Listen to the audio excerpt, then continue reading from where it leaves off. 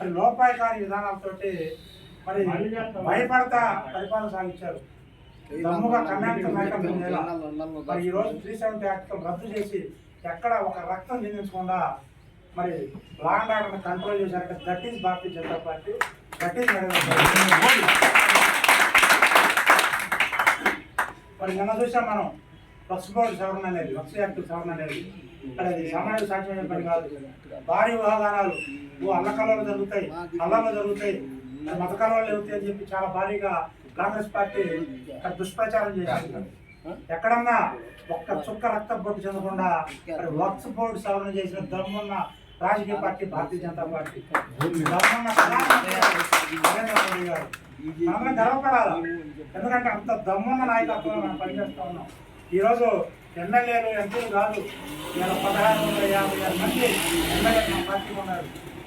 మన పార్టీ ముందు ఏ ఎమ్మెల్యే కావాలి ఎగరలేడు, ఏ ఎంపీ చక్క ఎగరలేడు.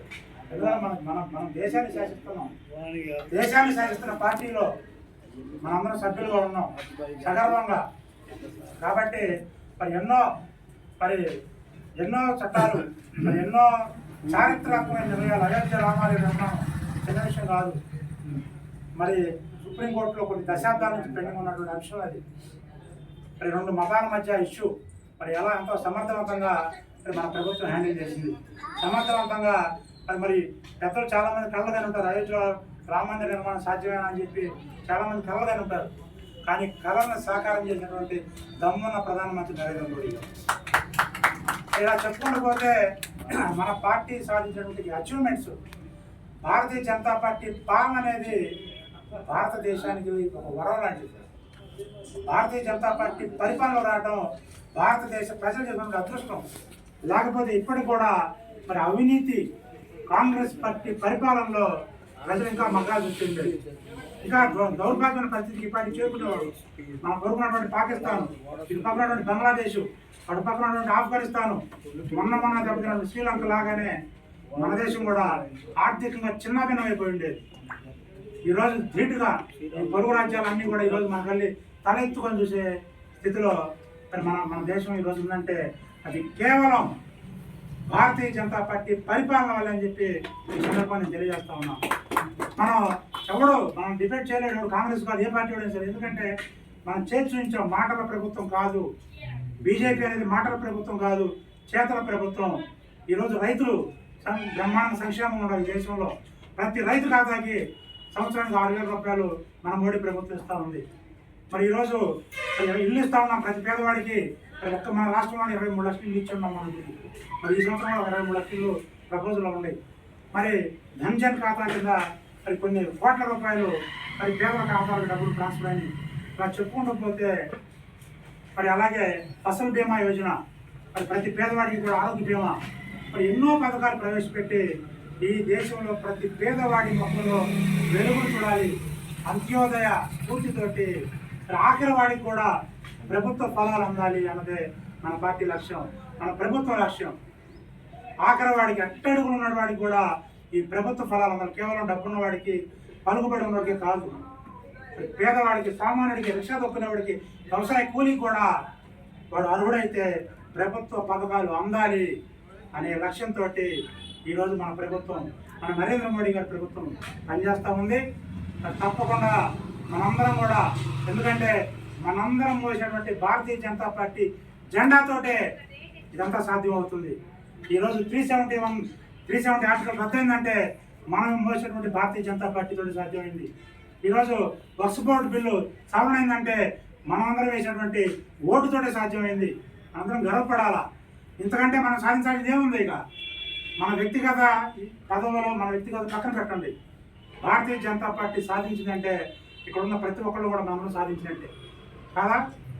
కాబట్టి ప్రతి ఒక్క భారతీయ జనతా పార్టీ కూడా నాయకులు, కార్యకర్తలు కూడా ఈరోజు సగర్వంగా తలెత్తుకొని నేను భారతీయ జనతా పార్టీ కార్యకర్తలు అని చెప్పి చెప్పుకోగల స్థాయిలో ఒక బీజేపీ కార్యకర్త ఈరోజు ఉన్నారు దేశవ్యాప్తంగా కూడా. మరి రేపు కాదు, వచ్చి ఎన్ని ఎలక్షన్లు వచ్చినా ఎలక్షన్ ఏదైనా గెలుపు భారతీయ జనతా పార్టీదే. మొన్ననే మనం ఢిల్లీలో చూసాం. ఢిల్లీలో కూడా దేశ రాజధానిలో కూడా బీజేపీ మనం బాగా ఇచ్చాం. మరి దేశ ప్రజలు మొత్తం కూడా ఈరోజు భారతీయ జనతా పార్టీకి మరి పట్టం కడతా ఉన్నారు. ఏది ఎలక్షన్ అయినా కూడా అది రాష్ట్ర స్థాయి ఎలక్షన్ అయినా జాతీయ స్థాయి ఎలక్షన్ అయినా కూడా మన పార్టీ మన గవర్నమెంట్ విధానాల పట్ల వాళ్ళ యొక్క ఆమోదాన్ని ఓట్ల రూపంలో మనకి తెలియజేస్తా ఉన్నారు. మరి సిద్ధాంతుల పునాదుల మీద ఏర్పడ్డ భారతీయ జనతా పార్టీలో సభ్యులమైన మనందరం కూడా మనం ఏం చేయాలంటే మనం రాష్ట్ర జాతీయ నాయకులు పక్కన పెడితే ముందుగా మన గ్రామంలో మన మండలంలో మన నియోజకవర్గంలో మనం మన పార్టీని బలోపేతం చేయాలంటే మనం ఏం చేయాలి? మన గ్రామంలో ముఖ్యంగా మన గ్రామ యూనిట్ లేదా మన బూత్ యూనిట్ మరి బూత్ స్థాయి నుంచి కూడా బూత్ అధ్యక్షుడి నుంచి జాతీయ అధ్యక్షుడి దాకా కూడా ప్రజాస్వామ్య పద్ధతిలో మరి ఎన్నికలు నిర్వహించి కమిటీలు వేసే ఒకే పార్టీ భారతీయ జనతా పార్టీ. మరి ఇటువంటి గొప్ప పార్టీలో మనం ఏం చేయాలి? మన స్థాయిలో మనం ఏం చేయాలి? మరి కొత్తగా పార్టీని బలోపేతం చేయాలి. మన భారతీయ జనతా పార్టీ సిద్ధాంతాల పట్ల మరి సానుకూలంగా ఉన్నటువంటి వ్యక్తులను సమాజంలో గుర్తించి వాళ్ళని మన పార్టీలోకి ఆకర్షించడం, మన పార్టీలో చేర్చుకోవటం, వీటన్నింటి పక్కన పెడితే ప్రజల సమస్యలు ఏంటి, ప్రజల సమస్యలు ఏమి ఎదుర్కొంటున్నారు, ఆ సమస్యల మీద స్థానిక ఎమ్మెల్యేలు కానీ ఎంపీలు కానీ లేదా ప్రభుత్వ అధికారుల దృష్టికి తీసుకోవడం కానీ మనం అధికారంలో ఉన్నప్పటికీ కూడా ప్రజా సమస్యల పరిష్కారం కోసం నిరంతరం భారతీయ జనతా పార్టీ మాకుంది. ఇక్కడ కార్యాలయం ఉంది, చాలా గొప్ప విషయం. సత్రపల్లి నియోజకవర్గం ప్రతి ఒక్క బీజేపీ కార్యకర్తను కూడా నేను అభినందిస్తా ఉన్నా. చాలా గొప్ప అవకాశం ఇది. ఎందుకంటే కేరా పట్ల మనకు తెలిసి జిల్లాలో ఎక్కడా లేదు. భారతీయ జనతా పార్టీ ఆఫీస్కి వెళ్తే నేను ఒక ఎంఆర్ ఆఫీస్కి వెళ్ళే పని కాల, ఎంపీడీ ఆఫీస్కి వెళ్ళే పని కాలేదు.